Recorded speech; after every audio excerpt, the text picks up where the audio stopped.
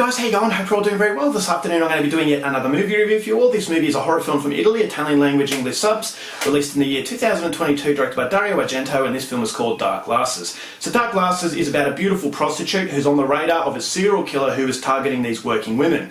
So she is in desperate need of help, and one evening she escapes the clutches of this madman. She gets into a car, she makes a getaway, but unfortunately the killer causes a car to crash into another car where the occupants were an Asian family, where you had a little boy and his parents. Now the parents have been killed as a result of this crash, and this main character sustained injuries where she's lost her sight permanently. So not only is she feeling bad for herself, but she also has a lot of guilt because she believes she's responsible for the loss of this boy's parents, so she's going to try and adopt him from this orphanage. But unfortunately the serial killer is not finished here. He actually wants to kill her and get the job done, and he's not going to stop until it is actually achieved. And so in order to fight back against this killer, she's going to have to uncover his identity, and in order to do that she's going to have to use the boy's eyesight to assist her. So whether or not she can is something you're going to have to find out for yourself, because that's as far as I'm going with my synopsis.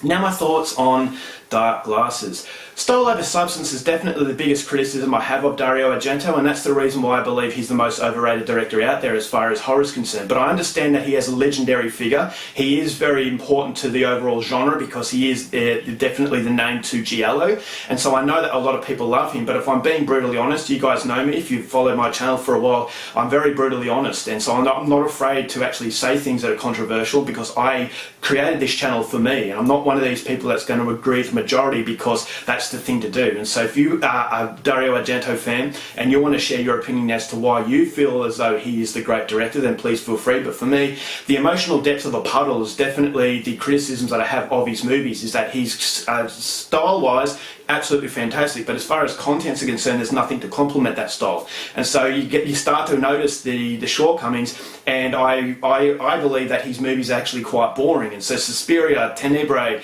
Deep Red, all those movies that are considered his classics, I just feel as though I wanted a lot more from it. And so it didn't really instill a lot of confidence in me when I knew that this is his latest movie, although some people have been saying that this is a step above his more recent stuff, and so I wasn't impressed by his more recent stuff. So coming into that was a cause for optimism, but I didn't have too much of it because I'm constantly saying to myself, the next Dario Argento movie is going to be that film that's going to win me over. And so after a while you start to lose faith that actual movie is going to come along. And so Dark Glasses, I saw the trailer, I thought, okay, this is actually spoken in Italian, so it doesn't have that really horrible dub. So I thought this is going to allow these actors to portray characters that are much more authentic. And so not knowing exactly what to expect, I was hoping that I was going to get at least a watchable film.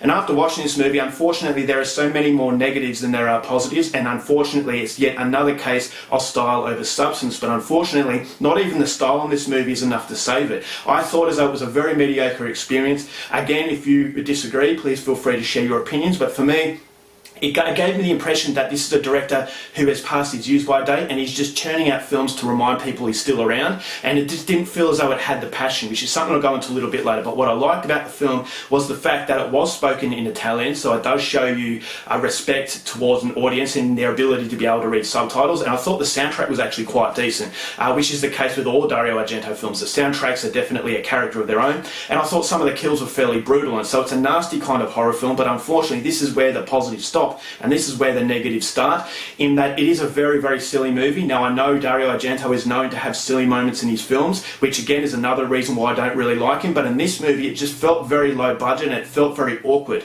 So the editing in the movie I thought was very disjointed. It never really had a continuous feel as far as the sustained pressure is concerned, because the editing choices I thought were very out of left field. So for example, the transition from scene to scene, you've got some fadeaways, and those fadeaways, I felt as though that was an amateurish sort of director's move, not a legendary director. And so I just thought as though the transition from scene to scene really struggled to get that continuous flow, and so it felt very stop, start, stop, start. And that's something I really didn't like, and it become very noticeable. And as I said, it's very amateurish, and it just alleviates the pressure that the movie's trying to create. I thought as though the acting was very substandard. The Italian language didn't allow these actors to actually portray characters that you could relate to, because the script was actually quite poor. And so the movie really wants to bank on its style, but unfortunately that style has disjointed issues that do become noticeable, and so there's nothing really to make this movie worthwhile. And so I thought the acting was fairly substandard. Asia Argento, who's Dario Argento's daughter, she's good to look at, but unfortunately she just didn't really portray a character I could really relate to. I didn't relate to the young boy who lost his parents. That should have been